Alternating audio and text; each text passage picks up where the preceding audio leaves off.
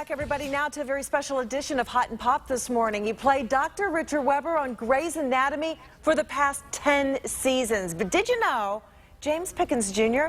was born and raised right here in Cleveland? You know, his dad worked for the city of Cleveland all of his career. He's back in town this weekend, and he stopped by to visit us.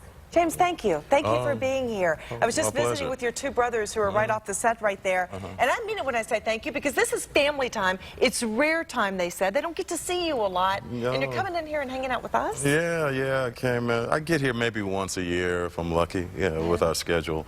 And, you know, that's a hump from California to Ohio. Yeah. Absolutely. Yeah. And you're busy. Of course, you've got another season coming up. Yeah, thank goodness. We've got season 11, and it's been great. It's been quite a ride and an incredible show. Obviously, Shonda Rhimes is amazing, and she's brilliant. Yeah, and I think this season will probably be unprecedented. She's going to have 3 shows on Thursday evening: our show, Scandal, and a new show called How to Get Away with Murder.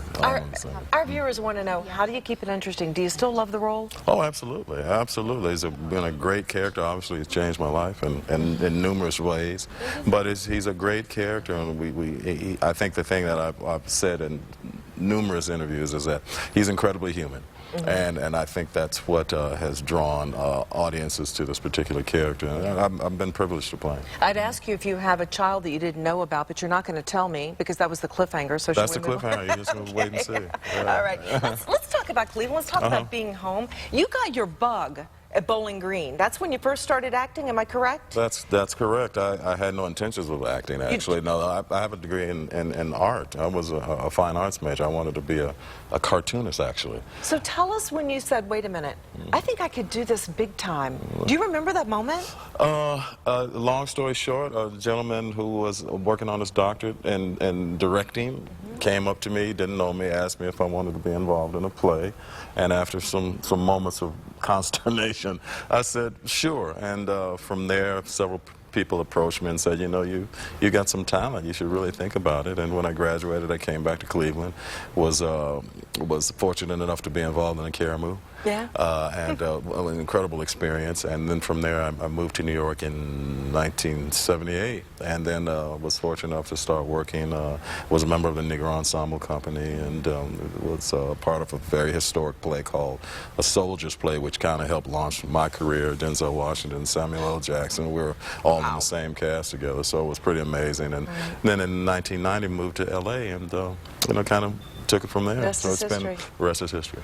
Let's talk about the fact that Cleveland is home. You can kind of maybe identify with LeBron James a little bit? A little bit, absolutely. Well, obviously the city's very excited, and it's great to see him back here, and obviously his roots run pretty deep here. And I think the last time I was here, or not the last time, I think several years ago I was here when he was still with the Cavs and they had gone to the playoffs. It was they eventually lost to San Antonio in the finals, but I was here for when they beat Detroit in that series, and I got a chance to go to the game and meet a lot of the guys, and it was a blast. Actually, I took my nephew, which is the reason I'm here. But he's graduating from my alma mater, Bowling Green University, so it was very cool to do that. All right, so you're home with your family for a graduation, and you spent some time with us this morning. Yeah, absolutely. And I sincerely thank you for that. No worries. Because your brothers say they don't get to see you nearly often enough. Yeah, my brother's here, and a very dear friend of mine. So yeah, we're hanging out and having a good time. It's a pleasure. Thank you so much. We're looking forward to your next season, and here are the details, Grey's Anatomy fans. You're going to have to reset your DVRs this September,